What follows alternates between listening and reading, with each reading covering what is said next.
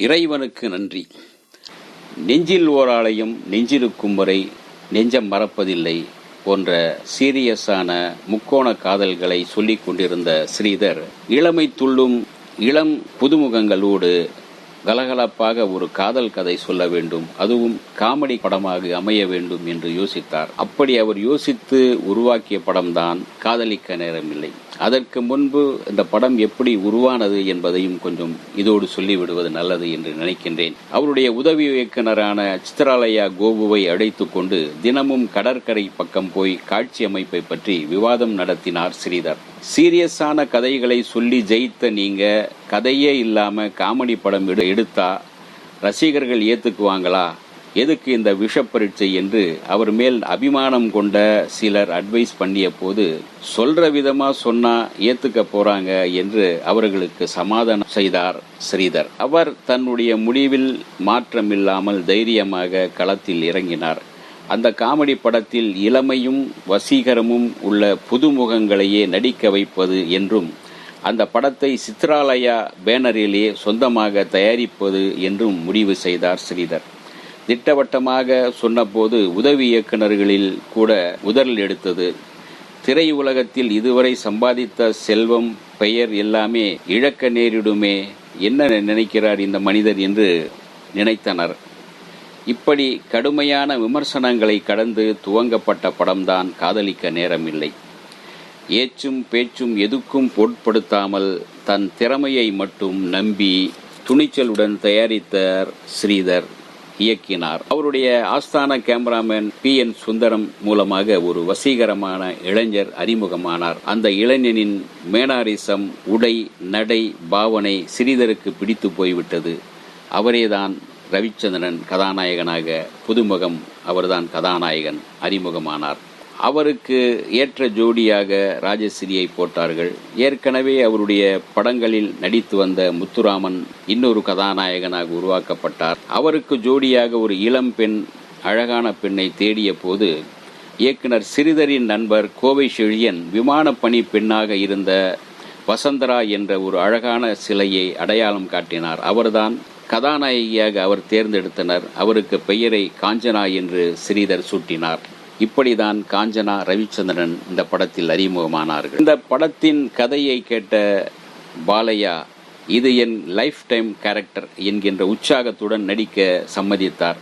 அவருடன் நாகேஷ், சச்சு இருவரும் நகைச்சுவை கூட்டணி அமைத்து ஒரு கொண்டாட்டத்தை ஏற்படுத்தினார்கள். அதுவரை தமிழ் படங்கள் கோவா கலரில்தான் தயாரானது. காதலிக்க நேரமில்லை முதலில் ஈஸ்ட்மேன் கலரில் தயாரித்து ஒரு புதுமையை செய்தார் ஸ்ரீதர். தேன்நிலவு படத்தை முழுக்க காஷ்மீரில் வைத்து எடுத்ததைப் போல காதலிக்க நேரமில்லை படத்தை முழுக்க ஊட்டியில் வைத்து படத்தை எடுத்து முடித்தார். 30 நாட்களில் முழு படத்தையும் எடுத்து முடித்து அவுடோரில் இருந்து திரும்பிய ஸ்ரீதர் சென்னைக்கு வந்து போஸ்ட் புரொடக்ஷன் வேலைகளையும் துரிதமாக முடித்து படத்தை திரையிட தயாரானார். புத்தகத்தின் நிமித்தம் விநியோகஸ்தர்களுக்கு போட்டு காட்டிய போது அவர்கள் ஈஸ்ட்மேன் கலரில் புதுமுகங்களின் இளமை துள்ளல் பளிச்சென்று மின்னுகிறது என்று வெகுவாக பாராட்டி நல்ல விலை கொடுத்து காதலிக்க நேரமில்லை படத்தை வாங்கினார்கள். அதே சமயத்தில் ஸ்ரீதர் ஒரு விஷயத்தில் தயங்கினார். மக்கள் முன்பு இந்த புதுமுகங்களை கொண்டு போகிறோம் என்கின்ற காரணத்தினால் மக்களுக்கு பழக்கப்படாத புதுமுகங்கள் அணிவகுத்திருந்ததால் படத்தை மக்கள் மத்தியில் பிரபலப்படுத்துவதற்காக ஸ்ரீதர் ஒரு யுக்தியை கையாண்டார். படத்தில் கதையை தேடாதீர்கள் என்று படு துணிச்சலாக விளம்பரம் செய்தார் ஸ்ரீதர். அவரின் இந்த அறிவிப்பில் அமோக வரவேற்பு கிளம்பியது. படம் பார்த்து வெளியே வந்த ரசிகர்கள், அதான் கதையை தேடாதீங்கன்னு முன்னமே சொல்லிட்டாரப்பா என்று சிரித்து கொண்டே ரசித்து போனார்கள். ஸ்ரீதரின் பெயரை பார்த்து ஓப்பனிங் ஆடியன்ஸ் என்று சொல்லப்படும் ரசிகர் படை தியேட்டருக்கு முற்றுகையிட்டது. படம் பார்த்தவர்கள் பலவிதமான ரிசல்ட் சொன்ன போதும் மக்கள் கூட்டம் குவிந்தது. பார்த்தவர்களே திரும்ப ரிப்பீட் ஆடியன்ஸ் வந்தார்கள். படம் சிறந்த பொழுதுபோக்கு சித்திரமாக இருந்ததால் காதலிக்க நேரமில்லை வெள்ளி விழா கடந்து வெற்றிகரமாக ஓடியது. ஊட்டியில் தேயிலை ஸ்டேட் வைத்திருக்கும் பாலையா, அவருக்கு 2 மகள்கள் காஞ்சனா, ராஜஸ்ரீ, ஒரு மகன் நாகேஷ். அவர் பெரும் பணக்காரர். அவரின் செல்வ மகள்கள், இளம் சிட்டுக்கள், நவநாகரிக மோகம் அதிகம். பாலையாவின் மகன் நாகேஷ் சினிமா இயக்குனர் கனவை சுமந்து திரியும் ஆர்வக் கோளாறு உள்ள ஆள். பெரிய சினிமா ஸ்டார் ஆக்குவதாக சொல்லி சச்சுவை சதிராட வைப்பது தான் நாகேஷின் பிரதான வேலை.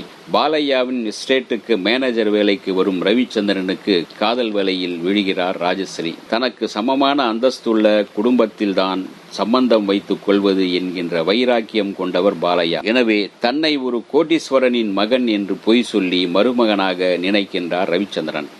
நண்பனின் காதலுக்கு உதவ வேண்டி அப்பா வேஷம் போட்டு வருகிறார் முத்துராமன். இவரிடம் மனதை பறிகொடுத்து விடுகிறார் காஞ்சனா. இளசுகள் காதல் வானில் சிறகடித்து பறக்கிறார்கள். அப்பாவாக நடிக்க வந்த முத்துராமன் தன்னுடைய காதலர் என்பதை உணர்ந்து காஞ்சனாவும் அந்த நாடகத்திற்கு ஒத்துழைப்பு தருகிறார். ஒரு நாள் எதிர்பாராத விதமாக ரவிச்சந்திரன் முத்துராமனின் பொய்முகம் திரைக்கிழிக்கப்படுகிறது. பாலையா வில்லனாக விஸ்வரூபம் எடுக்கிறார். கோபம் கொள்கிறார்.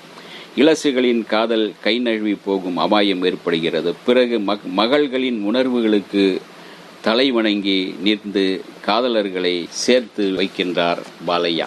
பாலையாவுக்கு நாகேஷ் ஒரு கதை சொல்கிறார், படத்திற்கான கதை. அதை பார்க்கும்போது இன்றைக்கும் சிரித்து கொண்டிருக்கலாம். அந்த அளவுக்கு அவ்வளவு அழகாக நேர்த்தியாக ஒரு நகைச்சுவை காட்சியை அமைத்திருப்பார் ஸ்ரீதர்.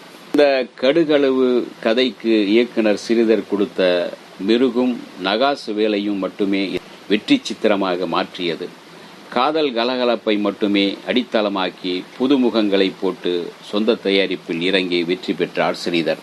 வழக்கம் போல MS விஸ்வநாதன் கண்ணதாசன் கூட்டணி படத்திற்கு மிகப்பெரிய பலம் சேர்க்கும் வகையில் பாடல்கள் கொடுத்தது. விஸ்வநாதன் வேலை வேண்டும் என்ற அந்த பாடலும் உற்சாகமான ஒரு பாடல். அதே போல காதலிக்க நேரம் இல்லை, காதலிப்பார் யாரும் இல்லை என்கின்ற முத்துராமன் காஞ்சனா பாடலும், நெஞ்சத்தை அள்ளி கொஞ்சம் தா தா என்கின்ற பாடலும், உங்க பொன்னான கையில் புண்ணாகலாமா என்கிற பாடலும் ஒரு அழகான காம்பினேஷனை, அழகான ஒரு பரபரப்பை பார்க்க ரசிக்க வைத்தது.